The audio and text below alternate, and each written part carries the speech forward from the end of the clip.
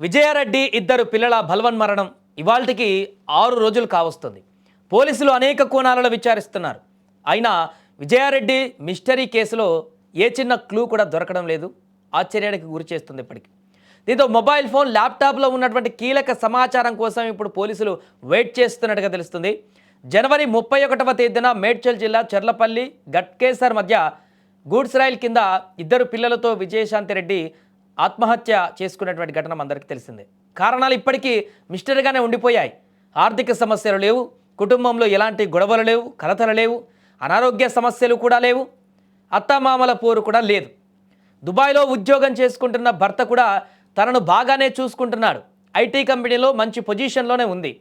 పిల్లలు Chaitanya Reddy, Vishal Reddy intermediate top students, వాళ్ళు కూడా కాలేజీలో మంచిగా చదువుకుంటున్నారు, వాళ్ళతో ఇబ్బంది లేదు.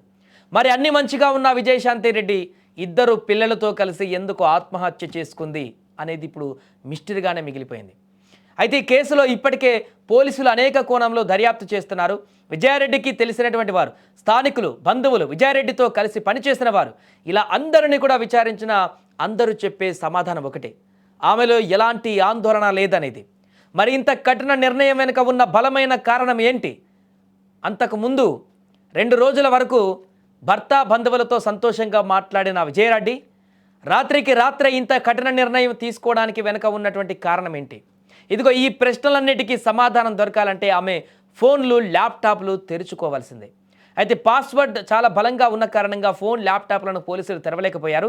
ఎంతగా ప్రయత్నించినా ఉపయోగం లేకపోయింది. విజయశాంతి కుటుంబ సభ్యులు, దుబాయ్ నుంచి వచ్చిన భర్త సురేంద్రారెడ్డి కూడా ఫోన్, ల్యాప్టాప్లను తెరిచేందుకు ప్రయత్నాలు చేసి ఫెయిల్ అయ్యారు. అందుకనే ల్యాప్టాప్, మొబైల్ ఫోన్ను క్రైమ్ పోలీసులు ఫోరెన్సిక్ ల్యాబొరేటరీకి పంపారు. ఇక్కడ కనుక మొబైల్, ల్యాప్టాప్ తెరుచుకుంటే ఏమన్నా సమాచారం దొరుకుతుందేమో అని పోలీసులు ఆలోచిస్తున్నారు. ముంబై నుండి మృతురాలని మెసేజ్లు వచ్చేవనేటువంటి ప్రచారం కూడా జరుగుతుంది. విజయారెడ్డికి ముంబై నుంచి కొన్ని మెసేజ్లు వచ్చాయని కూడా ఒక ప్రచారం జరుగుతుంది.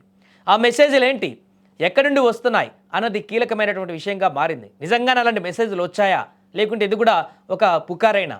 వీటన్నిటికీ సమాధానం దొరకాలంటే ఆ ల్యాప్టాప్ ఓపెన్ కావాలి, ఆ మొబైల్ ఓపెన్ కావాలి. వాటి గుట్టు బయట పెట్టాల్సిన పరిస్థితి వచ్చింది. మొబైల్ ఫోన్ ఫోరెన్సిక్ ల్యాబ్ పంపించారు, ల్యాప్టాప్లను కూడా. ఇక్కడైనా అవి ఓపెన్ అయితే బలవన్మరణానికి అసలు కారణం ఏంటనేది బయటపడుతుందో అనేది చూడాలి. ఏదేమైనా కూడా ఇంత దారుణమైనటువంటి నిర్ణయం తీసుకున్నటువంటి విజయారెడ్డి బలమైనటువంటి కారణం ఏంటి, ఆమెకి అంత హర్ట్ చేసినటువంటి కారణం ఏంటి, తన జీవితం మీద విరక్తి కలిగించడానికి ప్రోద్బలించినటువంటి ఆ అంశాలేంటి, ఆమెతో పాటు పిల్లల్ని కూడా తీసుకుపోవడానికి గల కారణాలేంటి, చేతికొచ్చినటువంటి పిల్లలు, ఇంటర్మీడియట్ చదువుతున్నటువంటి పిల్లలు, వారికి కూడా కొంత ఆలోచన పరిజ్ఞానం ఉండేటువంటి పిల్లలు కూడా ఎలా యాక్సెప్ట్ చేశారు, దాని వెనుకున్నటువంటి కారణాలు ఏంటి, ఇవన్నీ కూడా చాలా ప్రశ్నలుగా మిగిలిపోయాయి. ఆ ఫోన్, ల్యాప్టాప్ ఫోరెన్సిక్ నిపుణులు ఇప్పుడు ఓపెన్ చేస్తే కొంతమేరకు ఏమన్నా కంక్లూజన్ దొరుకుతుందో చూడాలి. అందులో ఏమైనా మెసేజెస్ కానీ, ఏమైనా వేరే వాళ్ళతో చేసినటువంటి సంభాషణ కానీ, ఇబ్బందికరమైనటువంటి పరిస్థితులు కానీ ఏమైనా ఉన్నాయా, ఉంటే దాని ద్వారా బయటకు వచ్చేటువంటి అవకాశం ఉంది. అందుకని దాన్ని ఇప్పుడు ఫోరెన్సిక్ ల్యాబ్కు పంపించారు. అక్కడ బయటికి వస్తే ఓపెన్ అయిన తర్వాత, లాక్స్ ఓపెన్ అయిన తర్వాత అందరూ సమాచారం చూస్తే తెలిసేటువంటి అవకాశం ఉంది. అక్కడ కూడా అంత క్లీన్గా ఉంటే ఇక ఈ కేసుకు సంబంధించి ఆ దేవుడికి తెలవాలన్నటువంటి పరిస్థితి ఏర్పడిపోతుంది. ఏదేమైనా విజయారెడ్డి ఇద్దరు పిల్లల ఘటన అయితే ఇప్పటికి 6 రోజులు అవుతుంది, ఇంకా స్టిల్ ఒక ప్రశ్నగానే మిగిలింది.